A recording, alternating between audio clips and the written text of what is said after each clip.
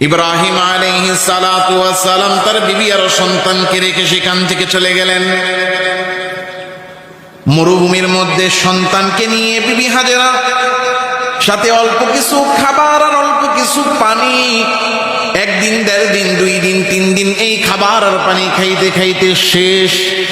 এখন খাবারও নাই, পানিও নাই, ডাইনে মরুভূমি, বায়ে মরুভূমি, সামনে পিছনে চতুর্দিকে ধুধু মরুভূমি, কোনো মানুষ নাই, জন নাই, খাবারের কোনো ব্যবস্থা নাই, পানির কোনো নাম ও নিশানাও নাই। সাথের খাবার আর পানি শেষ হয়ে গেছে, এখন তো পেটে ক্ষুধা আর এই কলিজার মধ্যে তৃষ্ণা। তাহলে খাবে কোথা থেকে? খাবার নাই, পানি পান করবে কোথা থেকে? কোথাও পানি নাই।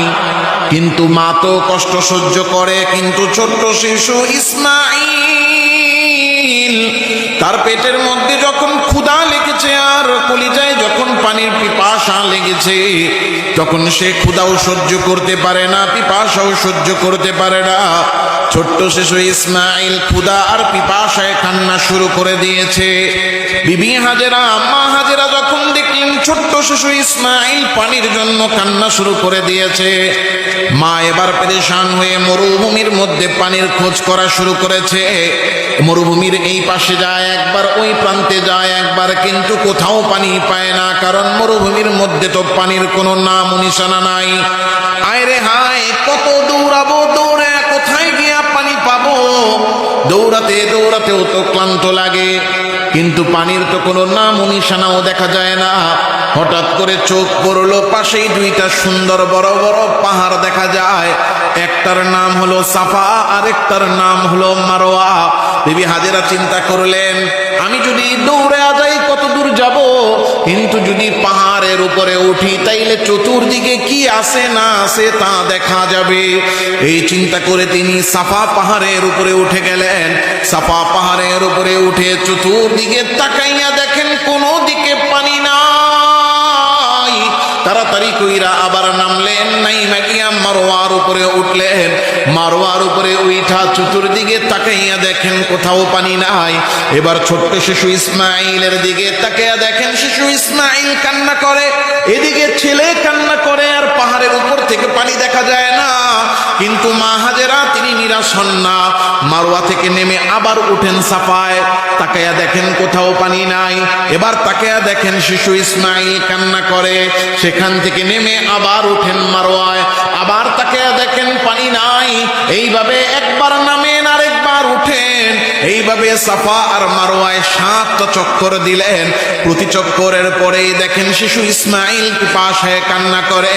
কিন্তু যখন 7টা চক্কর দেওয়া শেষ, 7 চক্করের পরে তাকাইয়া দেখে এতক্ষণ যে ইসমাঈল কান্না করতেছিল, ইসমাঈলের কান্না বন্ধ।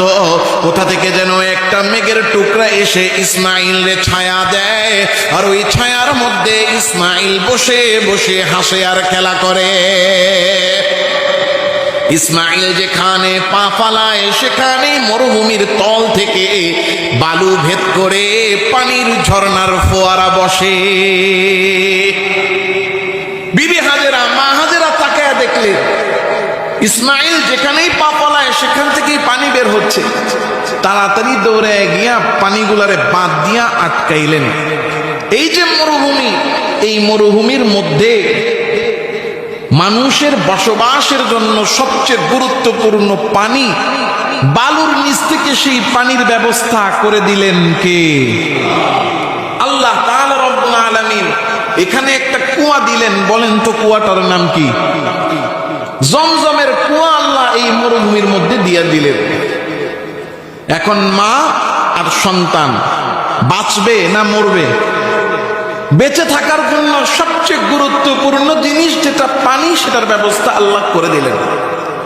ইব্রাহিম আলাইহিস সালাম নির্দিষ্ট একটা সময় পরে আসছেন সন্তান আর স্ত্রী কেমন আছে দেখার জন্য। ইব্রাহিম আলাইহিস সালাতু ওয়াস সালাম আসার পরে দেখলেন সন্তানও ভালো আছে, স্ত্রীও ভালো আছে। বলেন না আলহামদুলিল্লাহ।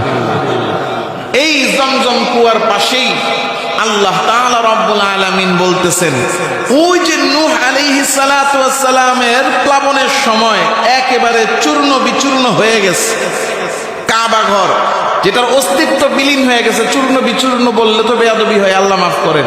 যেটার অস্তিত্ব কি হয়ে গেছে? বিলীন হয়ে গেছে, যেটার অস্তিত্ব আর নাই। আল্লাহ তাআলা রব্বুল আলামিন যেই জায়গার কথা কারোর স্মরণে নাই, যেই জায়গাটা কোথায় কারোর জানা নাই, আল্লাহ তাআলা রব্বুল আলামিন ওই জায়গাটা ইব্রাহিম আলাইহিস সালামকে দেখাইয়া দিলেন। শুধু দেখাই দিলেন না, হুকুম দিলেন ওই জায়গায় আমার ঘর বানাও।